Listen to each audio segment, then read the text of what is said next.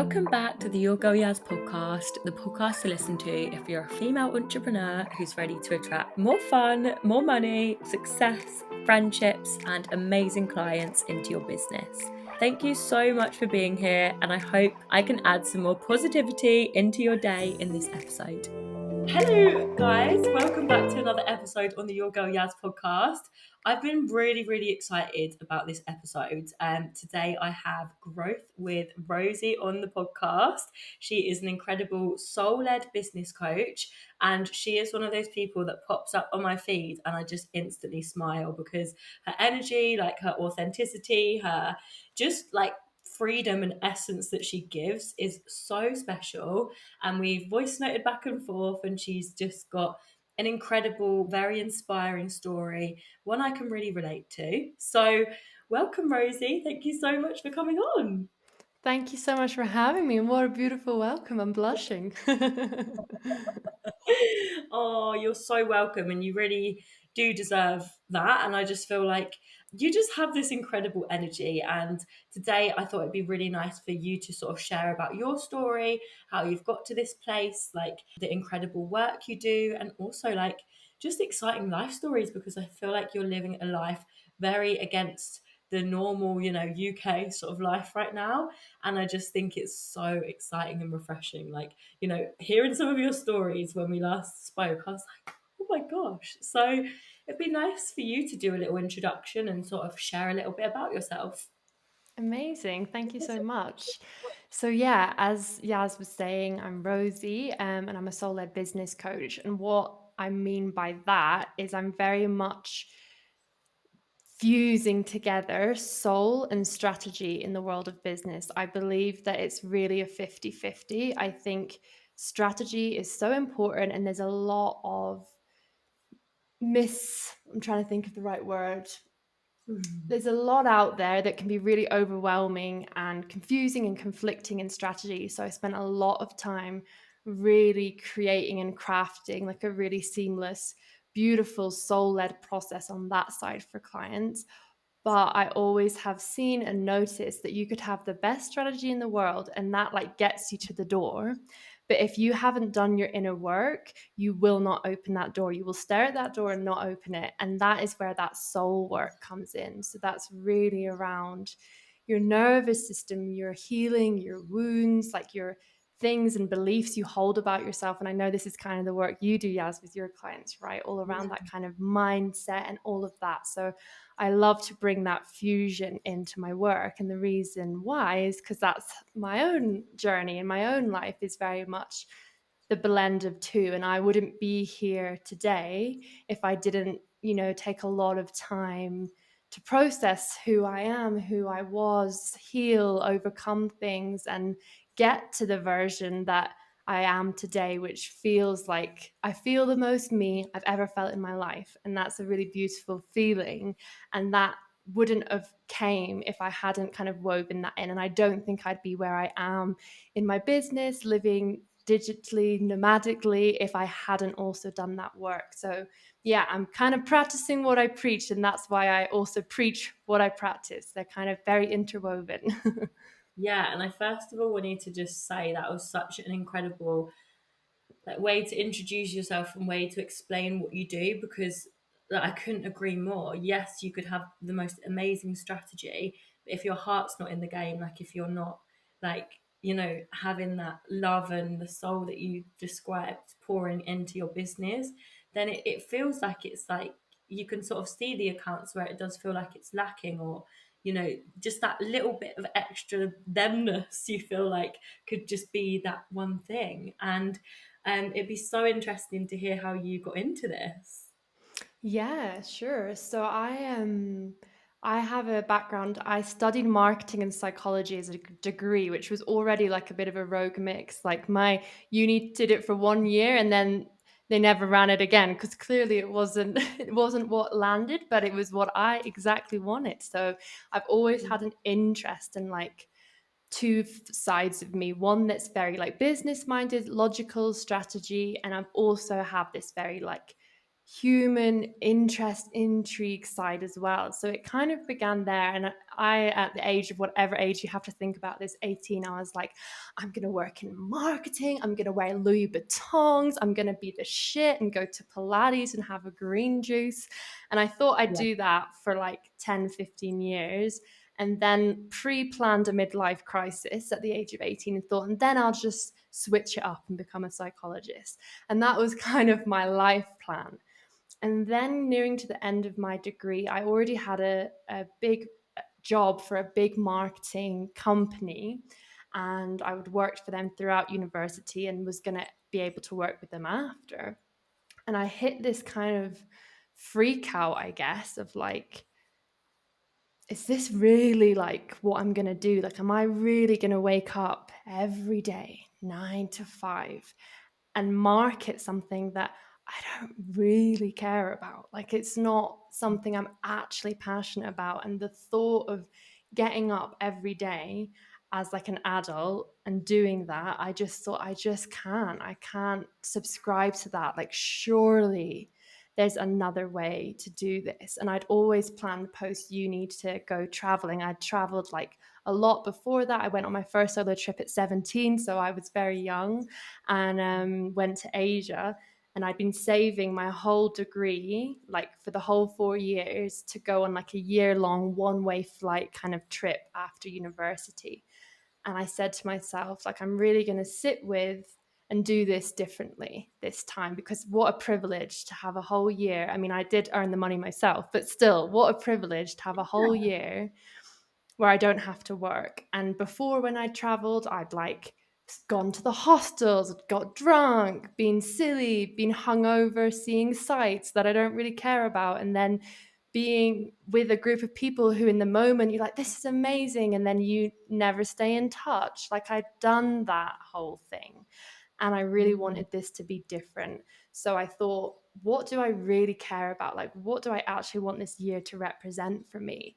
And I kind of identified, I really want to like deepen spiritually and do like a lot of healing that I know I need to do, that I've kind of been suppressing and pushing due to my party girl antics. And I really want to learn Spanish, because I had a feeling, I live right now in Peru, I had a feeling like there was something about South America. I was like, I've got a feeling, and I want to be able to learn the language so that I can return there. So that was the kind of beginning of the journey. Wow, sorry, I just needed a minute. Like I could just sit and listen to you all day. Like honestly, I feel like you were just one of those people that I could literally just sit and you just have so much knowledge and experience and like just this aura about you. And going traveling at 17, can I just say like I don't really know anyone that goes on a solo trip at 17. How did that come about? Yeah, well, it was I grew up in a very small town, and I also felt a little bit misfitted in that town because it was a really financially wealthy town. And the Mhm. reason I lived there was my granny had bought my mum a house because my mum has her own struggles that she works through with her mental health. So Mhm. we needed some stability. We were here, there, and everywhere. So it was like that's where we were placed. And I lived in a flat, but it was a nice flat in a nice town full of like affluent people. And I just didn't, it just, what was behind the door didn't quite match what was the outside view. And I found that quite difficult. So I always knew, like, I remember being like 15, 14, 15, like, this can't be it. Like, this can't be life. Like, I've always had a lot in my life this thought of like, this can't be it. Like, there has to be something else. And it's like following that feeling. And I don't know where I got it from, but I was like, I want to see elephants and I want to work with them. Like, there was something, I just got a bit of an obsession at a young age with that. And again, I'm not from like a financially abundant background. So there was no one who was giving me any money for that. That had to come from myself. So I worked 3 jobs from the age of 15 to 17, like saving all my money, I Airbnb'd my brother's room out who didn't live there anymore. I worked as a babysitter, I worked in a restaurant, and I was like really determined to like just get out basically and see the world. And I hadn't really seen anything thus far in my life. And people often ask me about that so young. And it's not that I was like so ballsy. Like I was crying at the airport, like, what am I doing? I'm so scared. Like, why am I doing this? But it's like always this kind of dance between your human fear and then your soul. And like my soul was like, let's go, let's see the world, let's expand, let's learn. And my human naturally was like terrified. But it's like learning how to kind of manage your fear and then also like trust in the kind of intuition downloads that come. And I think that was a really powerful thing for me to so young. I went to Thailand, Cambodia, and India, and India was crazy at such a young age. I flew there on my 18th birthday, and it was wild. And it really brought me a lot of depth of understanding of different cultures and different ways of being beyond my little town where everyone kind of had a Range Rover and like you get a job maybe in your dad's company and that's kind of it. And it like boof opened the doors. Wow, that is an incredible story, and like the things that you must have seen and experienced, and like, even speaking to you, I can just tell from even that age you were very open-minded and just, I guess, what did you like? This is such a random question, but what did you do when you got to India?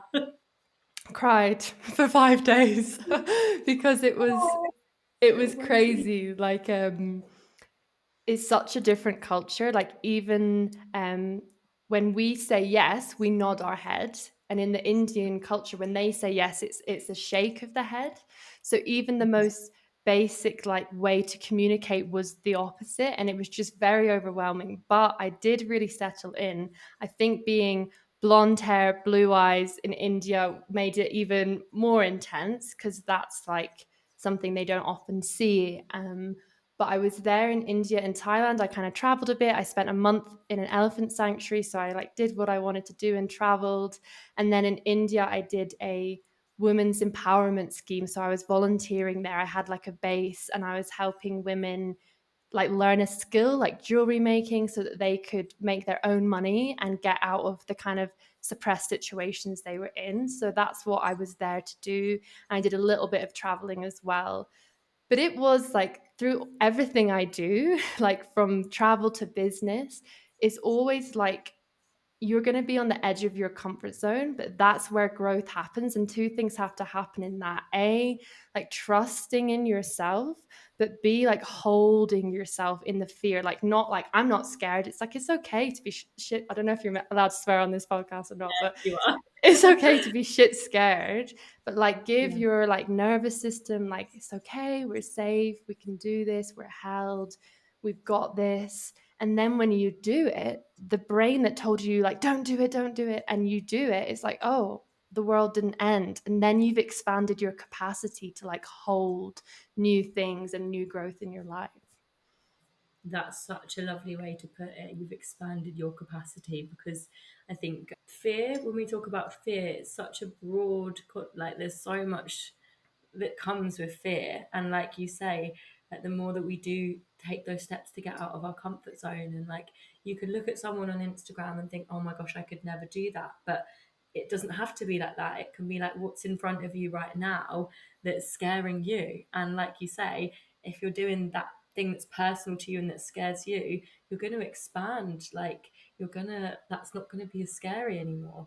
So how did this 18-year-old Rosie, like going to India, how did that sort of like expand your mind and traveling? Mm. So that definitely opened, like, is as a teenager, I struggled a bit with my mental health. I was very hormonal and grumpy and sad and all the things that most teenage girls feel, I think. And um, yeah, I also had a lot of suppressed stuff from childhood that I hadn't processed. And initially, I didn't dive straight into that at 18. That was kind of later on in the journey. But I learned about Buddhism because I was in those countries, and I kind of learned about meditation and different ways of being and different schools of thought. So that definitely planted a seed that kind of took me throughout university. Now, I'm not a Buddhist. There's things within Buddhism that I really like. There's things within a lot of different spiritual practices I really like. I just do the things that fill me up. But that kind of Yeah. was where it began, and it took me through university, like meditating, and I went to some retreats. There's a Tibetan monastery in Scotland where I'm from, which is wild, and it's full of Tibetan monks. And it's like, how is that here? But it's there. You'll have to go, Yaz. It's crazy. Oh, And you can go and do courses there. So I did a few of them, and really? I was like, that was kind of in the background, but it was almost a private thing. Like, it was not shameful, but on some level, it wasn't the version of me that I presented to the world.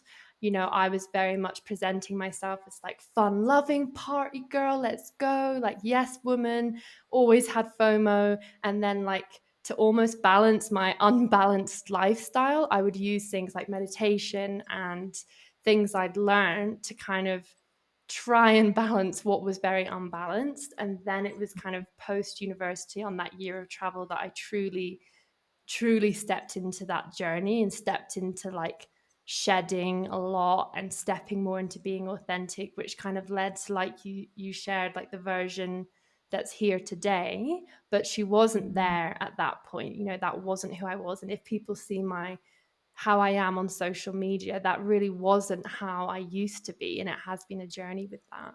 Yeah, and these are things that I know as voice noting you, I really wanted to talk about. I really do want to go into your authenticity, but I also want to talk about like that transition from the party girl to actually starting like this journey, the inner journey, and actually moving into a different life. And like you said there, you're sort of that double life sort of thing, isn't it? Of like, you're the person, the party girl, but then behind closed doors, you're balancing it with the meditation and things that make you feel good. So, what was that transition like for you? You know, in honesty, it was difficult. It's like a living grief that you have to go through, because you have to let a version of you die. And the reason that she existed was because that's how I felt I received love. You know, people liked hanging around me when I was like that. So I would be that, and then I'd receive the love that I craved. And to kind of step away from that to kind of loving myself and not needing that externally all the time was an incredibly beautiful healing journey, but also came with grief, because I lost a version of me, and I also lost a lot of people in my life at that point. And that, I'm sure, a lot of people can relate to. As you grow and as you build your business, as you go against the norm, there is relationships and friendships that shed. And that is unnerving. That can be like a grieving process, but it's truly about trusting in the transformation, and trusting, like, there's an amazing quote, like, your new life is going to cost you your old one. And I Yeah. remember seeing that and being like, holy shit, okay. Like, I see that, and I see like this door that's slightly open, and I know that, like, all my happiness, joy, abundance, fulfillment is on the other side of that. And I just have to do it. I just have to make that kind of transition. And it really was that year that I went traveling. I flew first to Mexico, which isn't known for peace and love. It's more known for partying and drugs and everything like that. And that was Yeah. the country I decided, I'm gonna go teetotal for this. I'm gonna not drink. I'm not gonna stay in hostels, and I'm gonna, like, actually do this. And I spent a month living in the jungle, washing myself with rainwater and a coconut shell, and no flushing water or anything, in this kind of spiritual community, where I really started to kind of unpick a lot of, like, why I was the way I was. Like, why did I do all that? Like, why would I be this version of me that I'd wake up in the morning and not be particularly proud of or love? And what was that validation need? And how could I, like, feel like I'm lovable, just my pure soul, which isn't, yeah, I actually do have a side of me that's a bit silly and a bit fun loving, but I'm also a very sensitive soul. I'm also emotional. I'm also very interested and enjoy like human connection and spirituality, but they were sides that I thought were less loved. So they were Mhm. less grown. And I really kind of went on that journey of healing and being comfortable with myself for the first ever time. And that did mean I was now behaving very differently because I would people please a lot. I'd say yes to everything. I would just do things that I didn't really want to do deep down because I was like, oh, but it's just the vibe and I'll be awkward. I'll just do it. And then Mhm. when I stopped doing that, it was an amazing thing for me, my body, my soul, but it did lead to frictions within relationships, which then led to going on a new trajectory. But I wouldn't change it for the world, because from that authentic place and like being comfortable in my own skin, I created my soul business. I help others create their soul business. I met my soulmate by being that. Like, we met via Instagram, that he saw my Oh. business page and was like, she is being authentic, like she is showing up as someone who's real, like who is she? And that's how we met, and it's like, Oh, so it's I not actually just love how you guys met. yeah, it's not just business, like Yeah. that people get magnetic towards you when you're authentic. It's every area of your life. And I feel like when I stopped trying to be someone who wasn't me and I started being me, I magnetized all the beautiful things that this beautiful life and world has to offer. Oh my, honestly, I feel really emotional, like just listening to your story, because it's so, there's not often that I'm lost for words, but it's just so special. And like even little things like the psychology and marketing course, like leading to you being a soul-led business coach, like I feel like that could not be more aligned, like that degree, if it tried, like to what you're helping people with now. The story with you and your soulmate, like watching you two together on Instagram actually makes me so happy, because it's just so nice to see that sort of like pure love. And like, it's rare that you do see it sometimes online. People can maybe be quite private, or I don't know, it's just really nice to see. And just seeing the person that sat here today and the journey that you've been on, that we've had the lucky chance to hear about so far, I'm like, wow, like you've got so much depth, and you've put yourself in so many situations, and like just opened yourself up in so many ways. And that's really scary to do, isn't it? Going from the party girl, the people pleasing, to, going to Mexico. And I've really wanted to ask, how did you end up sort of getting there, and then finding like in the jungle a Mm-hmm. spiritual commune? Because most people would have no idea where to start with finding something like that. Yeah, amazing question. So I flew out there, again, not fully made this decision yet. Like, I flew out there, I booked into a hostel, I went out, blah blah blah, and I was just feeling like a real lack. And I was like, why is this not working? Every time I've gone traveling, I've done this, I've had an amazing time. Like, why am I not vibing with this? And that, like, I took myself away for like a night in like a little cabin and like really sat with it, really like, what am I here to do? And that's kind of where I got to with that conversation we've already had. And then I thought, okay, well, if I want those kind of things from this journey, I need to find those kind of spaces. And that's not going to happen in the party hostel where I'm getting beer thrown down my throat. Like, that's not where someone's going to ask me about the meaning of life. Like, as fun as that Yeah. is, and no shame, because I've been there, and I'm not shaming anyone for being in that life stage, but for me in that moment, that wasn't what I was looking for. So I heard about this hostel that was kind of more spiritual, in a more spiritual town, and I went there. And I just then, okay, I'm just going to go there and take it from there. And they had like volunteers. And I said, is there any way I could volunteer here? And they were like, no, it's like full, yada, yada. But have you ever tried Workaway? And Workaway, for those that don't know, is an incredible resource. It's like 30 quid for a year subscription. And you can literally find anywhere in the world where you will go, and you'll do some kind of volunteering in exchange for your accommodation and often food. So if you're like low on budget, it's an amazing option. and I found one on Workaway that was like this community. She actually got removed from Workaway because she wasn't fully legit, because I did pay a little bit of money to go, which is against the rules, but it was like Yeah. no amount of money really, like 150 quid or something tiny for a whole month. And Mhm.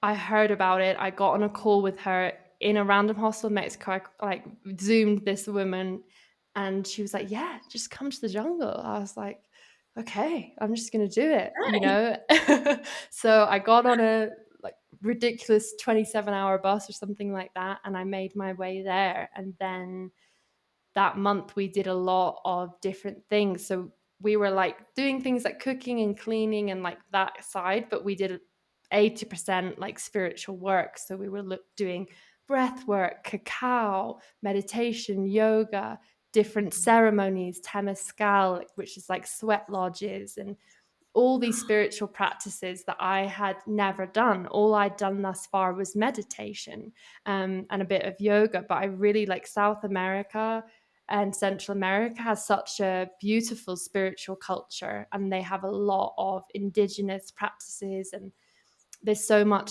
to be learned from that corner of the world. So I like opened a whole new thing that was much more about the body and about being embodied. And I really loved that, because I love the kind of meditation, but the school of thinking of like trying to kind of ascend and be like something like that didn't fully vibe with me, because it's like, well, I might be a dolphin next life, but I'm a human right now. So I want to like have this human experience and really know how to navigate that. And I really did a lot about connecting to my body and how that's connected to the mind and all of that kind of unraveling in that stage. And then through word of mouth, I continue to find places like that for the next 9 months. You know, there's little hubs all across South and Central America where Mm. I'd be like, where is there like spiritual stuff? And there is always a place. But for anyone listening, you can ask those kind of questions on like free Facebook groups as well. So like if there was like Mm. Costa Rica or Peru or whatever, you could just put in that group, you know, where is there like a spiritual hub? And there is one in basically every country. So for those listening, you can find your way that way too. Oh, it's so incredible. Like I'm just sat here smiling because it's so like just refreshing actually hearing a different side of traveling, because I'm obviously going off again in 4 weeks, and like I just feel like my travel experience this time is going to be very different because I'm not the 22-year-old sort of party girl anymore.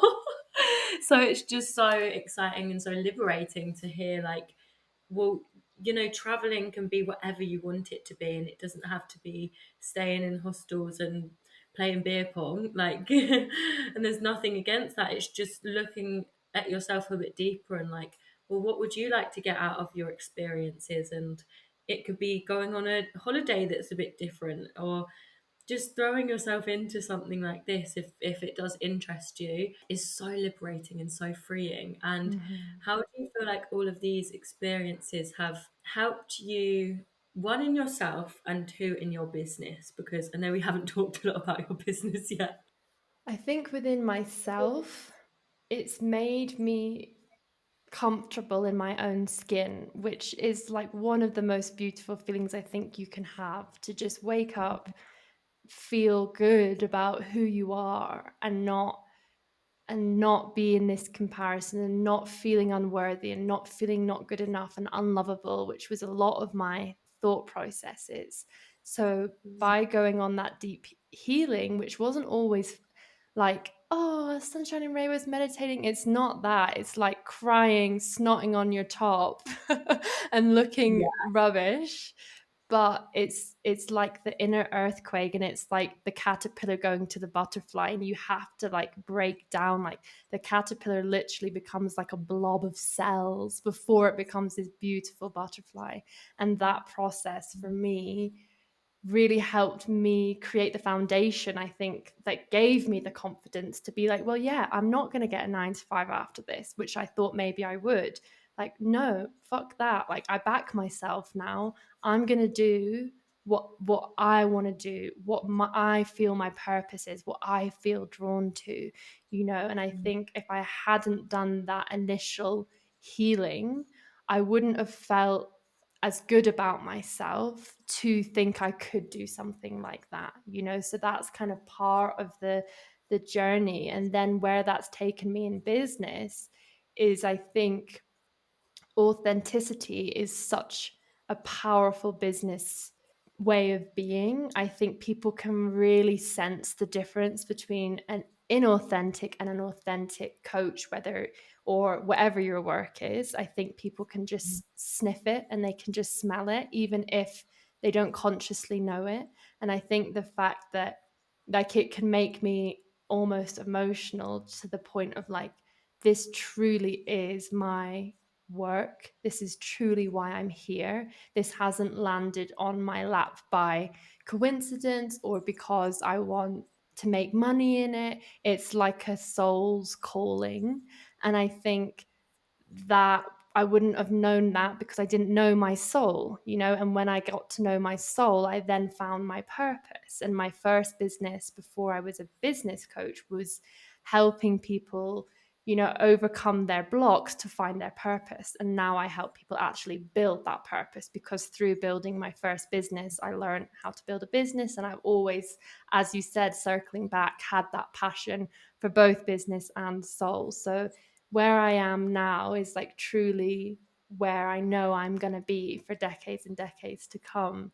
And the journey to get here for me had to Yeah. start with the healing to then find my soul purpose, to then be able to step into that and live like that. And that's the kind of level of fulfillment that I could have never have gotten from anything else, you know. And that's how it's influenced my business, like the authenticity part, the fact that this really, it runs deep for me. So that also really helps you like be really driven and not give up, because it's like, this is my fucking thing. Like, I'm going to do this. And like the fact that I bring that energy to my clients, like they get on that frequency and they're like, fuck yeah, like I'm gonna build this. And we get on this like really powerful space Mm. together. And it's not fluff, it's backed up by the strategies that work, but we also step into like a really powerful state where that magnetism comes in as well. That is so special. I love it.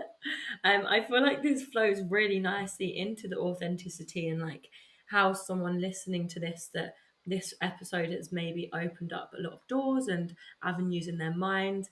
So how someone feels like they could learn more about themselves or learn more about how they can become authentic, because it's like this word that sometimes can feel really hard to know unless you're experiencing things sometimes. Definitely, it's a really good question.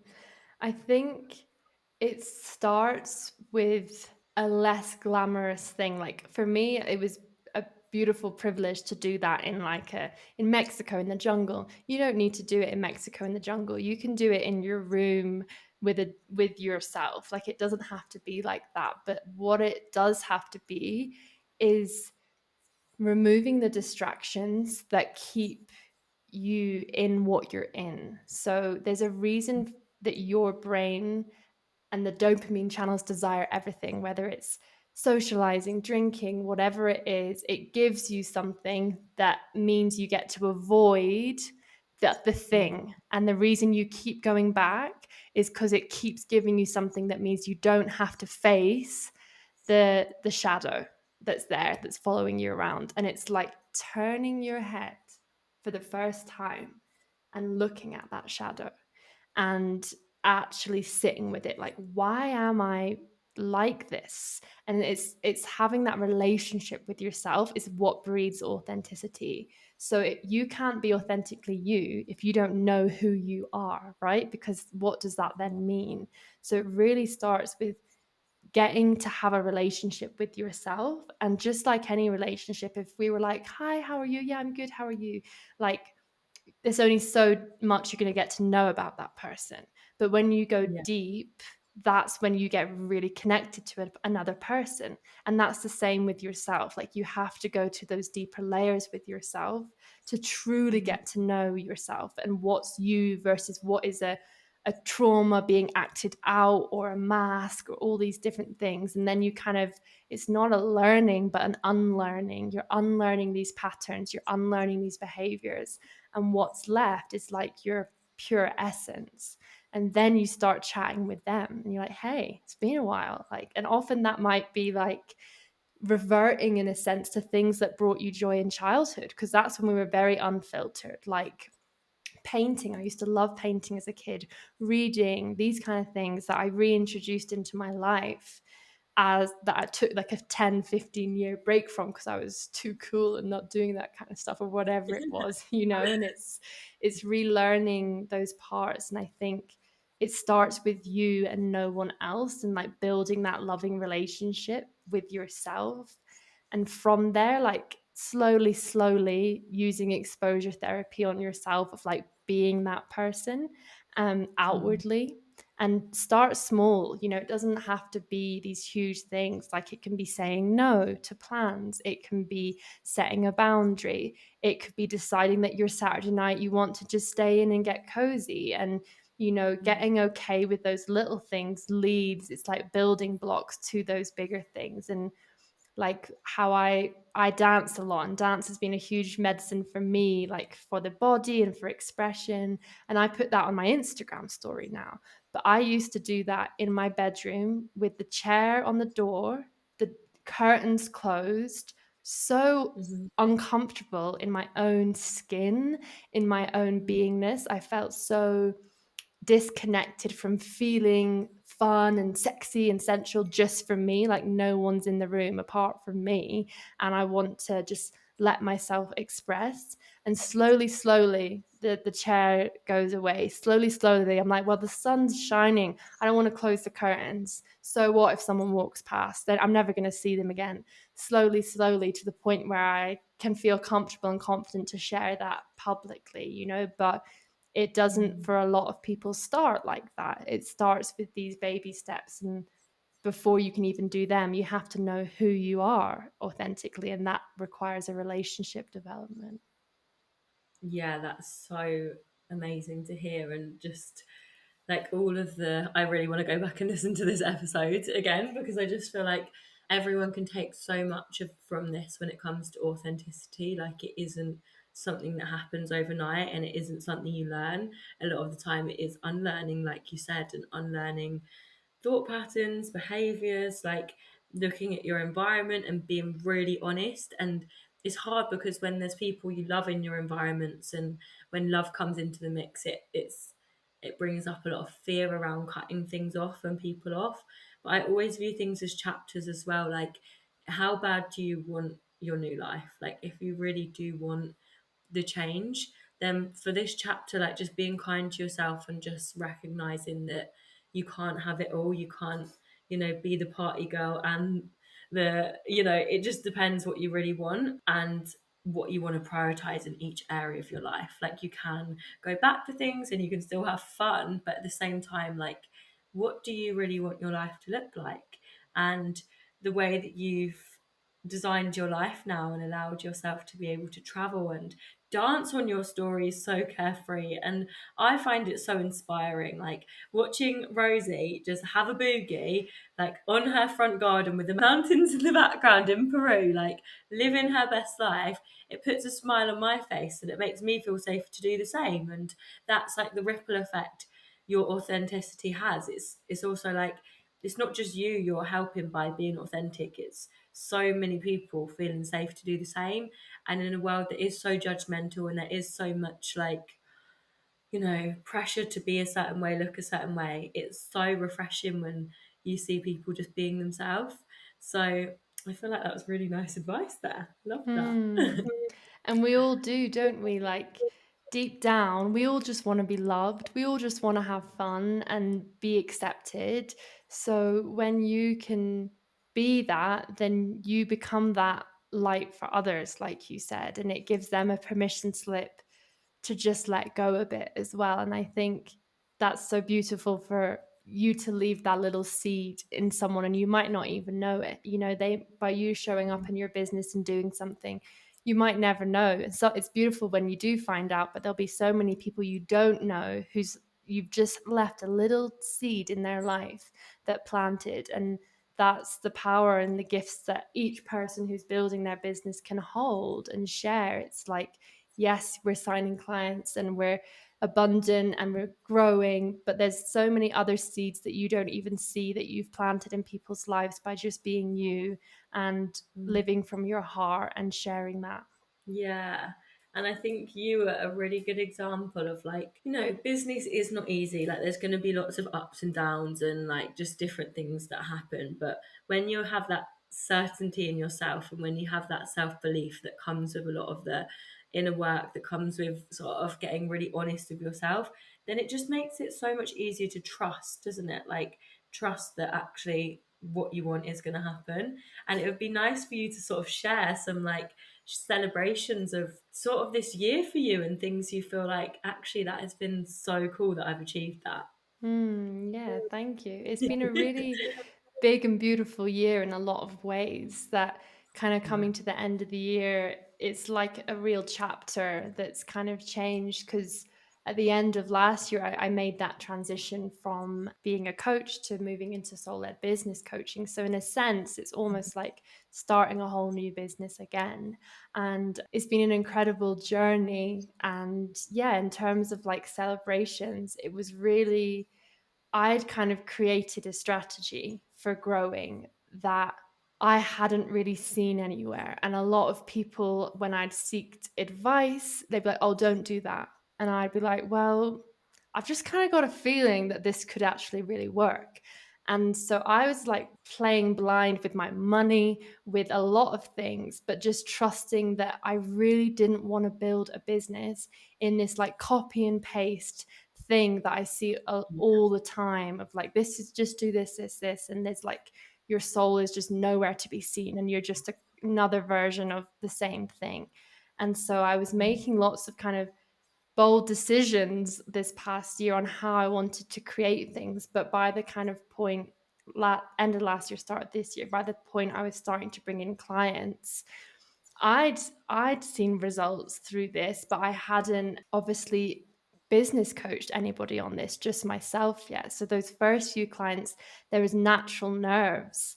Yet then when Mhm. they got the results, then I'm like, okay, so this isn't just me. Like I've figured I've like hacked something here in a different way to do it. And then seeing like the true ripple effect, that's the biggest achievement of my whole life, I think, is the ripple effect.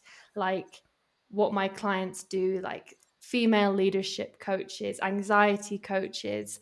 I've got a lady who has MS and she helps other people with autoimmune illnesses, like manage their health and like all these things. And it could literally make me cry. I've got a lump in my throat.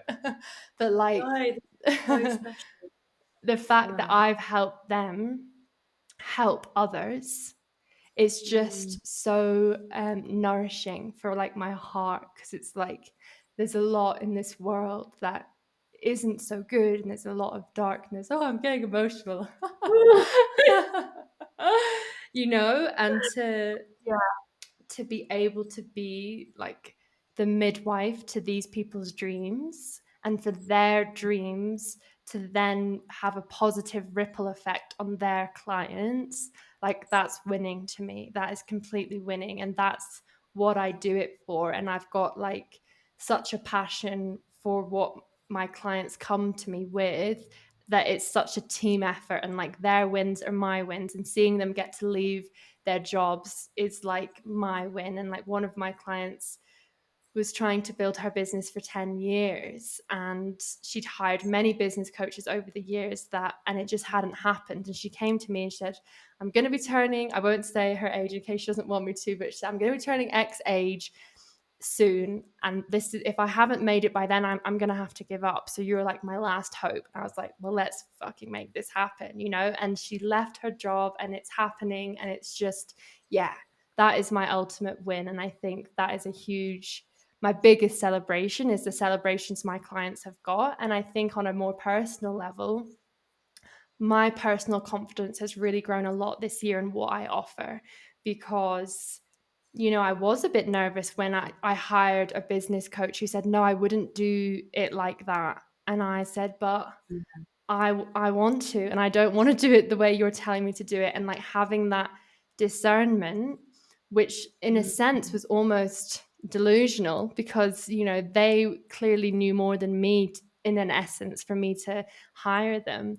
But I just knew I had to like pave this different version of doing it, and I'm really proud that I didn't fold when people were Yeah. saying, oh no, like that's not a good system, because I didn't want to make a carbon copy. I wanted people's souls to be at the center, and these systems to really like work in an automated way to bring them the freedom they want. And there was just many like subtleties, like even with, yeah, I don't want to get too technical, but like lots of things Yeah. where there's like one way of doing it, a Mm-hmm. few subtle tweaks just amplify it, and the results, like in terms of ads and things like that, that with the way I'm running it is just so different from the standardized, because I did things differently. And I'm really proud that I stuck to my Yeah. guns, because it's given me something that I can now give to people that like it just works time and time again. And I'm grateful that, yeah, I didn't get scared and just listen like, oh, okay, I'll do it your way. Honestly, like I don't think there's anyone doing what you're doing, to be honest. And I've come from the traditional like do things the business coach way, learn that. And January, I actually just was like, no, I'm just going to do things my way, and like it's just been so special to do that. But for instance, me and you have gone out, we've traveled, we've seen different things, and learned to really do things our way. But for a lot of people, it can feel so scary to step out on their own. And I think what you're doing is like not just so special, but it's so needed and so special and refreshing, because no one's doing it. Everyone's sort of, it feels like it's like this ranking in coaching, and like they're just sort of teaching the same story, and there isn't like where's your heart, which you're teaching is like, well, what do you want to do? And I'm going to give you the strategies, I'm going to back you, but you are the priority. And like the business that you want to build is going to blossom and form because you were just like leading by the heart and an example. And like honestly, I'm like, okay, right, when it comes, if I want a business coach again, I know where I'm coming. 1,000%, because I just think like it's so nice and refreshing to hear all of this and hear like a different perspective on things. And I just can't wait for next year and what it's going to hold for you, like, and just everyone that you get to impact, and like how much love they get to receive from you. It's beautiful. Thank you so much. I really appreciate that. And I really liked what you shared. And that is it. Like, Yeah. yes, there's this system, but what feels good for you? How can we make a little tweak to make it more like you? And how it's not like, here's a list of niches that are really popular this year. What do you want to do? It's like, no, let's dig deep, sister. Let's dig deep. Like, what's there? Like, what in 20 years' time are you going to get up and be like, fuck yeah, let's go? And Yeah. that is like finding that thing. I had a client start recently who did like a business course and Mm. it didn't quite resonate. Mm-hmm. Kudos to them for reinvesting so quickly and being like really committed to the journey. And they were told like, oh, be this because this has happened in your life. And they were like, all right, I'll just be that. And it's like wasn't their passion. And then moving into a place of actually questioning that, like, why would you do that? What is it? What if we dig deep? And then everything just flows. And already they've only been with me a few weeks and they're already getting discovery calls before we've even fully finished making the funnel, because they're just showing up very differently. And I think, yeah, I'm super excited for what's going to come next year. And I'm going to be, for the first time, like opening up a new offering as well, which I'm really excited about and putting my heart into. So it's going to be another big year of growth, but I'm ready for it. And I'm like, I've got so much fire for it. And at the same time, that comes with, yeah, almost something I want to say just from a recent conversation with a client. All that fire and drive, it has to be matched with the rest as well. Like I stop work at 4 p.m. every single day. I work 8 a.m. to 4 p.m. and I don't work on a Friday afternoon and I don't work on weekends. And I've been full time in business for over a year and a half, solely earning from my business while having that system, while taking time off. I'm about to go to Patagonia for 2 weeks. I'm not going to lose out on any income, but I'm not taking any calls. I'm not posting online because I don't need to, because I trust my systems, and I'm just going to go have a really good reset. So Mm-hmm. yeah, you don't So have to exciting. do it while Yeah. selling your soul. There's a beautiful way to build that you don't have to do it that way.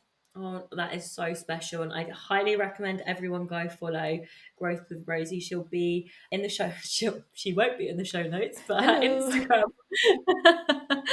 her Instagram will be in the show notes. I definitely think if you are running a business, you need to be following Rosie when it comes to that inspiration. I think a big thing, learning to take the pressure off yourself, learning to look at things in a light-hearted way and being able to just feel that refreshingness when it comes to this. So I could not thank you enough for coming on. Like, I feel so inspired. I feel really emotional after this episode because I just think you've like highlighted so many things that go quite deep, and like just your wording, your essence, just everything about you. I feel like it's just very powerful and really, Mm. yeah. If I be I will be listening to this back, but I'm just so grateful you came on. So thank you Mm. so much. Thank you. Thank you for creating this space and for all you do. What you shared, I see you online as a radiance as well, and that's why I think we became connected, because I was like, she is a little ray of sunshine in your pocket. So, I'm the mirror, and you are that too, Yaz. Yay, what a lovely episode. Honestly, I am so happy. Thank you so much, everyone, for listening, and we'll see you on the next episode. Thank you so much for listening to this week's episode on the Your Girl Yaz podcast.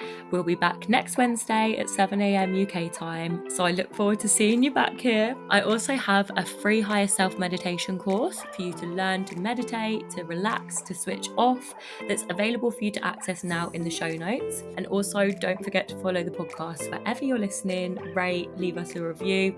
I appreciate it way more than you could ever know.